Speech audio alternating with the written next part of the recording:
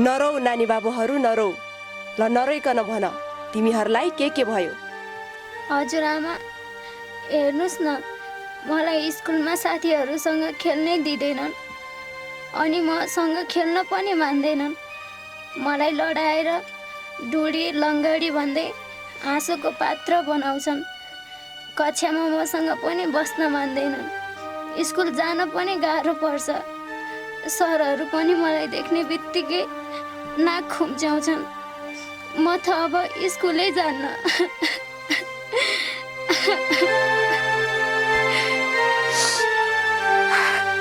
यो मेरो छोरी हो आमा, जन्मजातै अपाङ्ग भएर जन्मी। आज समाजमा डुडीकी आमा भनेर मलाई छिछि दूर गर्छन्।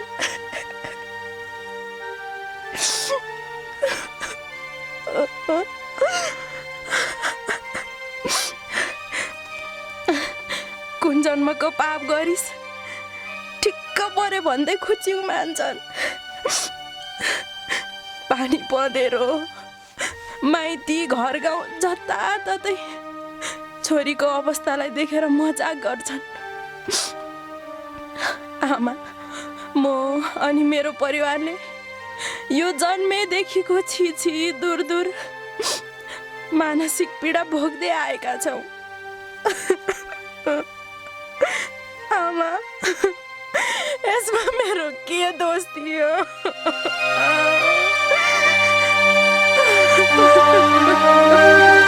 आमा, मलाई मानसिक रूपमा केही समस्या छ। यही समस्याको कमजोरीलाई फाइदा उठाउँदै म माथि धेरै हातपात र बलात्कारको प्रयास भइरहेको छ। म यही गाउँमा जन्मिए, तर मेरो कारणले यो गाउँमा बदनाम भएको छ रे। त्यस्तो इज्जतको सवाल गर्ने भलात्मीहरूमा एकजना पनि भेटिएन।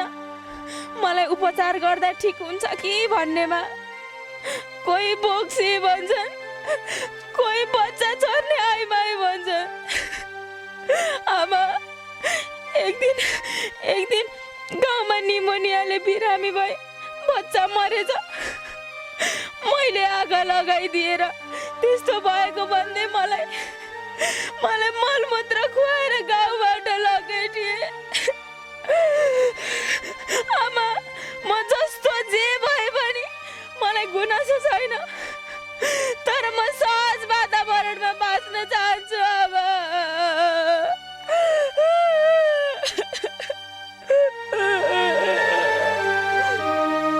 आमा, शरीर जस्तो भए पनि सामाजिक तिरस्कारलाई सहेर केही लेखपढ गरे बुझे। हामी अपाङ्गता भएका व्यक्तिहरूको केही गुनासो लिएर सरकारी कार्यालयमा जाँदा सम्बन्धित प्रमुख उपप्रमुख तथा हाकिमको अफिस माथिल्लो तलामा हुन्छ। जानलाई शरीरले साथ दिँदैन। बोलाइदिन पुर्याइदिन लगाउँदा ढिला सुस्ती र कर्मचारीहरू पनि झर्को मान्छन्। पटक धाउँदा हैरान भइसके। झन् सार्वजनिक स्थलमा शौचालयमा त झनै हामीलाई सहजता हुँदैन। पढिस् बुझ्नी भइस्, तर कुवाको भ्यागु त कुवामा नै भनेर परिवार साथीभाइ सबैले होच्याएर मलाई त आफूदेखि आफैसँग बितृष्णा जागेर आइसक्यो। नेपालमा कुन दिनमा जन्मेछु भन्ने लाग्छ अहिले त। शरीरले त धोका दियो, तर समाजले पनि किन बुझ्दैन हामीलाई? आमा, म जन्मजात नै आँखा देख्दिन। यो संसार कस्तो छ प्रत्यक्ष देख्न नसके पनि महसुस गर्न सक्छु। अरू चाहिँ हिन्डुल गर्न त्यति नै समस्या छ। उमेर बढ्दै गएपछि अरूको जस्तै मन हो। मन मिल्नेसँग प्रेम हुन्छ। ती प्रेमको सपना देखाएर मेरो शरीरसँग खेल्ने स्वार्थ पुरा गरी यही आँखाको कारण टाढिन्छन्। पटक प्रेममा धोका खाएर मर्न पनि कोसिस गरे, तर बुझिदिने भन्दा स्वार्थ पुरा गर्ने यो दुनियाँमा हाम्रो मायाको कदर र परिभाषा किन बुझिँदैन आमा?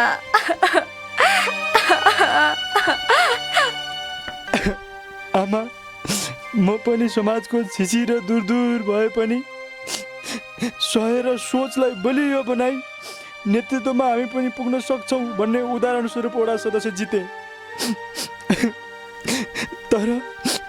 तर मेरो अगाडि सहानुभूति देखाई अनि मैले नसुन्ने गरी मेरो बारेमा त नाम गाली गलोज गर्ने, मुखले स्वीकार गर्ने तर मनले भने अझै हाम्रो नेतृत्व स्वीकार गर्न खोज्दैनन्। हाम्रो क्षमतालाई शरीरको कमजोरीसँग जोडेर कहिलेसम्म विभेद सहने आमा?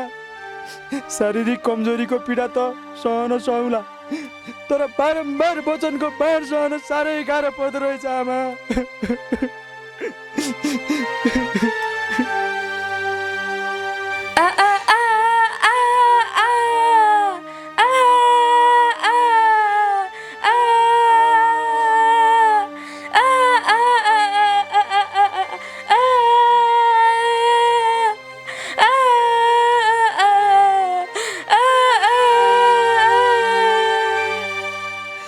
यदि यो समाजको लागि हामी बोझ नै हो भने हामीलाई सामूहिक रूपमा एकै ठाउँमा राखेर आगो लगाइदिनुहोस्। किन टुलु टुलु हेरेर बस्छौ? लगाइद्याऊ आगो। तिमीहरूलाई खुब घाँडो भए छैन यिनीहरू? तिमीहरू मै हुँ भन्ने जुन मेरो कोखबाट जन्मियौ नि, यिनीहरू पनि त्यही कोखबाट जन्मिएका हुन्। कहिलेसम्म जिउँदै मरिरहने यी सन्तानहरू, कहिलेसम्म जिउँदै यी सन्तानहरूलाई मरे तुल्य बनाइरहन्छौ? सपाङ्ग भएर पनि अपाङ्ग सोच भएका नालायकहरू, सक्छौ सहयोग गर, तर तिमीहरूलाई घृणा गर्ने, दुर्व्यवहार गर्ने कुनै अधिकार छैन। हेक्का राखेस्, तिमीहरूको आफ्नै सन्तानमा यस्तो समस्या नआउला भन्न सकिन्न। चिताको आगोले त त्यो शरीर जल्छ। तिमीहरूले मेरा नसक्ने अपाङ्गता भएका नानी बाबुहरूको पटक पटक मन जलाइरहेका छौ।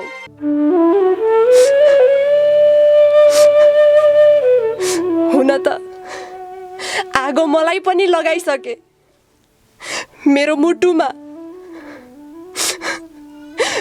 खै के भनौ, समृद्धिको लौरो उज्याउँदै यो देश अनि म नेपाल आमालाई बैशाखी टेक्ने अपाङ्ग बनाइसके।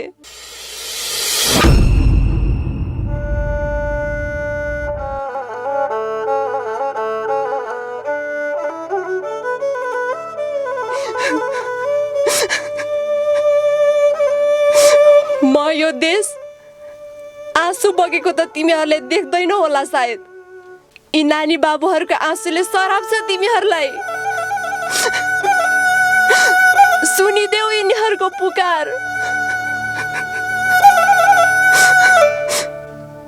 भन नानीहरू, तिमीहरू के चाहन्छौ?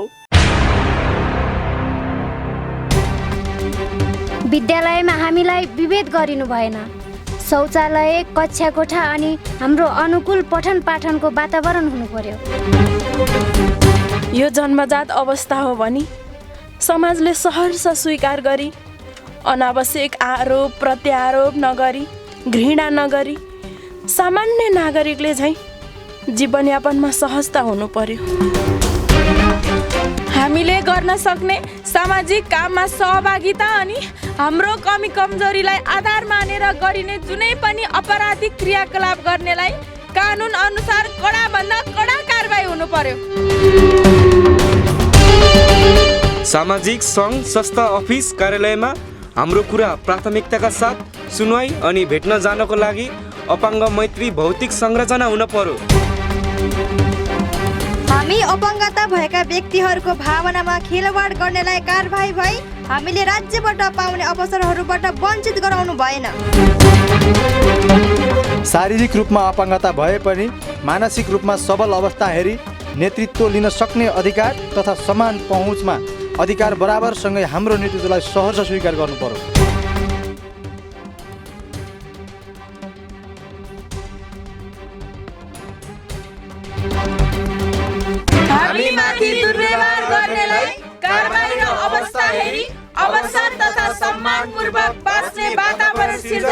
पर्यो। म हात जोड्दै बिन्ती गर्छु, बरु मेरो कोखमा 1000 लात हान, तर यी नानीहरूको गुनासो सुनिदेऊ। यी नानी बाबुहरूको ठाउँमा आफ्नो छोरालाई राखेर हेर, आफ्नी छोरीलाई राखेर हेर, सम्मानपूर्वक बाँच्ने अवसर प्रदान गरिदेऊ, बिन्ती छ। बरु म आमा, हाम्रो निम्ति नेपाल आमाको मात्र बिन्ती होइन, सम्झिनुस् यो तपाईको आमाले बिन्ती गरेको हो। हामी पर्यायमा नेपाल आमाको निम्ति मर्न तयार छौं। पीडालाई शक्तिमा बदल्दै अब हामी देश अपाङ्ग हुनबाट जोगाउन हामी पनि सक्दो कोसिस गर्नेछौं। हामी अपाङ्ग भएर केही छैन, तर यो देश अपाङ्ग हुनु भएन। जय जन्मभूमि स्वर्गदपि गरिएसी। रातो र चन्द्र सूर्य जङ्गी निशान हाम्रो, जुदो रगत दियो बल्दो यो शान हाम्रो।